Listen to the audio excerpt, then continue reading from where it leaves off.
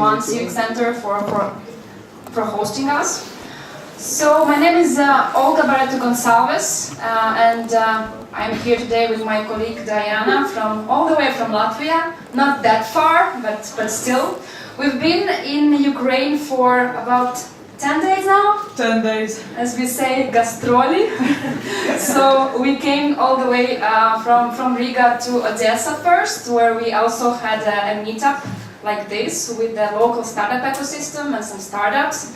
Then we moved to Lviv, and we had a meetup there as well with your colleagues and perhaps friends over there. And yes, this time we are in Kyiv. Very happy to be here. So, as you could have guessed, I'm a boring government person. So yes, I represent the government. I work in Investment and Development Agency of Latvia, which works under the Ministry of Economics. And actually we go under the brand Magnetic Latvia Startup, which I personally think is a much cooler thing to be, right?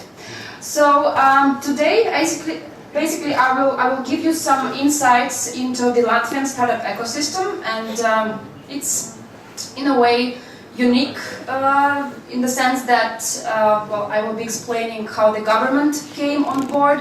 I know it's not necessarily a case in Ukraine that the government is so fully supportive, but I can assure you we've been there some time ago, so we had quite a journey, as I say, from zero to hero. And still going and growing. So yeah, let's jump in. I'm too fast.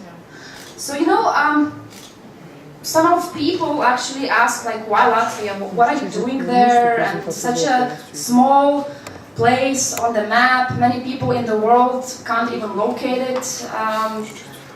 Any of you been to Riga? Just a question, if you could raise your hands. Not so many, which makes it a perfect evening for me, because I will tell you some new information, and hopefully all other people won't be that bored. So yeah, I will go just into there, why Latvia. And well, it might come as a surprise, but we are very well connected with the world. So the airport we have in Riga is the best in the Baltics, like by far the best, and we have about 100 connections, straight connections with the rest of the world, reaching as far as the US and the Emirates, and yes, the direct flights are being opened every year. We are also well connected by land and sea, and yes, we are in the European Union for quite some time now. Actually, people are often very surprised to know exactly that. Yes, European Union and Euro currency is there. And then we have a brilliant IT infrastructure.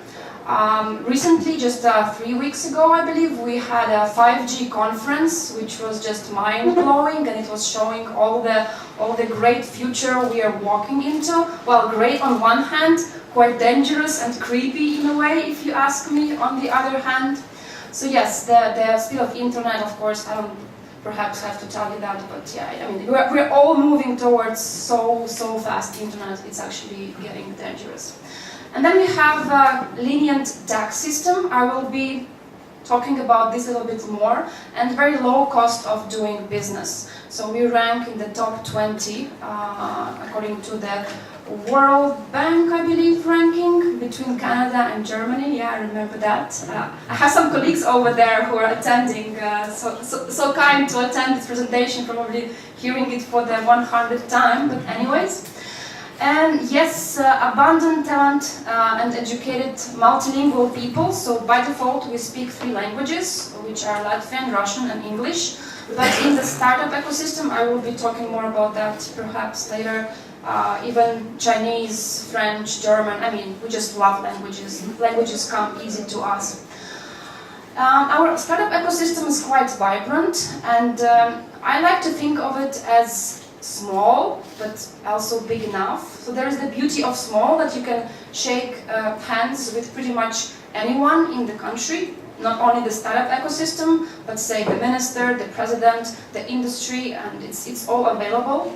But also it has all the benefits of the big, meaning that it's still diverse enough, it's still full of very different pool of talents. So yeah, beauty of the small, but the benefits of the big. And then at the moment in Latvia we have quite unsaturated startup market. And you know, some people ask me, what do you mean by unsaturated market? Well, I will be later giving you some statistics on how many startups we have in Latvia, but what in general it means, well, you know, in Silicon Valley, if you want to succeed and raise a lot of money, you just have to be super genius, also super lucky, because you have to be in the right place with the right people and, you know, pitching the right idea. Well, in Latvia, you just have to be very good. That's how I define it. Yes, and of course this gap is closing over time, right? But yeah, it's a good time to be a startup in this region. Well, I don't have to really tell you about the life through 4 seasons. You know, for some startup founders, it's really an argument actually, because well, I lived myself in the Philippines for 7 years. And believe me, it's no fun. I was missing winter, because there you have only wet and dry season, and plus 30 like non-stop. So at that point, this 4 season, like from hot summer to cold winter and snow, it's an argument, so yeah. And then, of course, Latvia is all about nature. More than half of our territory is green forest, ecology is beautiful. Yeah, you just have to come and check for yourself. As well as Riga. You know, like there's a buzzword of all the smartness in the world. Smart cities, smart transport, smart energy, smart everything, pretty much, right? But I think sometimes people obsess too much over smartness, that they lose this kind of human touch. So we try to make sure that Riga is smart yet livable, so a place which you can fully enjoy. And did I? No, I haven't. Right. So now I will be just, you know, switching more to the startup ecosystem, little bit of facts. So the way our ecosystem has emerged is really bottom up. What I mean by that, you know, oftentimes, and I come from government, so I know, oftentimes, really often, that the government thinks that they know best how everybody should live and do business. And so they create some initiatives and then they cascade it down, thinking that that's what's needed, right? So this is the top-bottom approach. So the way it developed in Latvia, it was vice versa. At some point, the government had no idea what is startup, how to approach it, how to help, and things like that. But then there were some people in the ecosystem, just, you know, very influential, very strong, with strong opinions, and they raised the flag of startups, and they came to the government and they said, okay, now you have to help us, you know, you have to figure it out, because there's a big future in that, and things like that. And the government listened. So it all came down from really like the bottom, right, and it all reached the government, and the government responded with an adequate and proper measures to support startups, which I will talk later about. And then at the moment we have about 400 startups in our ecosystem, in our country. Well, you know, it's always a question when startup becomes a startup, because for many, this stage starts somewhere in a garage or in a friend's apartment, in the kitchen, whatever. Then they, you know, try to bootstrap. There are no resources. They have no registered business yet, but they are working on it, and sometimes, quite often. So do we call them startups yet or not? So here, just for the purpose of statistics, 400 startups are those businesses which are registered, right? But then if we think of all those guys who are at the moment coding their asses away and things like that, it will be, of course, much more. And the main industries in startup ecosystem, well, in our country, of course, I mean, is our fintech, deep tech, or science-based startups.